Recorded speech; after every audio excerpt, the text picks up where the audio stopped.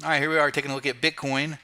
This is the BitMEX index chart here, which is basically a conglomerate of the exchanges out there all rolled into one index. So I like using this for technical analysis.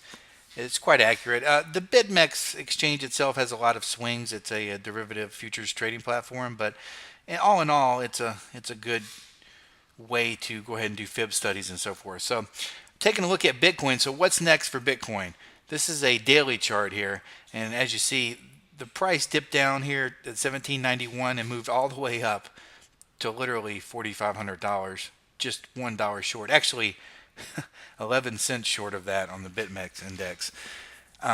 So what's next for Bitcoin? If you look here at this daily chart, I mean, this move here from basically July 16th pretty much until now has just been an extreme move. A lot more daily volatility, a lot more price movement in one-day charts here, these one-day candles, than there had been experienced for quite a while. I mean, Bitcoin's been obviously very bullish for quite a while now, many months, but this last month has just really exploded. So obviously we're still bullish on Bitcoin, of course, long term, to the moon, right?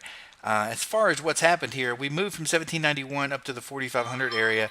We actually did a pullback here almost to the 38.2% fib retracement, just shy of that, around 3530 actually, and then bounced up and retested the highs here. And now it's in a consolidation phase. At this point, I mean, this consolidation phase could go on for weeks. We could pull back and we could break a high here. Nobody really knows. But as far as a pullback opportunity, I think you're going to start wanting to look right around this previous level where we spiked off of for some consolidation here, and there'll be some buyers coming into the market, maybe another push up. The optimal area here to get in would be right around the tops of this and really the overlap of the 61.8. So I'm going to say the 61.8% Fibonacci retracement around 2,800 per Bitcoin is a super great place to get in. If we pull back that far, definitely there's going to be a lot of buying there. The question is, are we going to pull that far back? I think it's definitely in the cards if we don't make higher highs here, at least down into the 3,000. We really blew through 3,000. So coming back to this 38.2% Fibonacci retracement to the 61.8, anywhere in this zone really is a really great place to start looking for buys. You can use the daily charts to give you a signal that there's some new movement coming into the market. And look for signs that the consolidation phase is ending. We'll do some further updates as that occurs. But right now, the pullback optimal entry zones here at the 61.8% fib.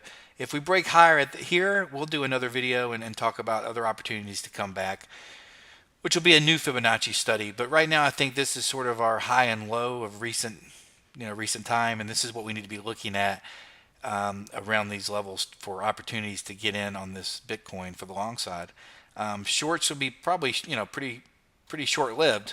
I don't think there'll be a lot of shorting activity. I definitely don't think we're going to get down below 2,000 on Bitcoin, but going into the 3,000 level, definitely doable. So let's watch for that, for some higher high activity, giving us an entry signal on the daily chart with some price action, maybe a pin bar, maybe something like this on a daily chart, but further down here in a Fibonacci retracement and start looking for some new longs.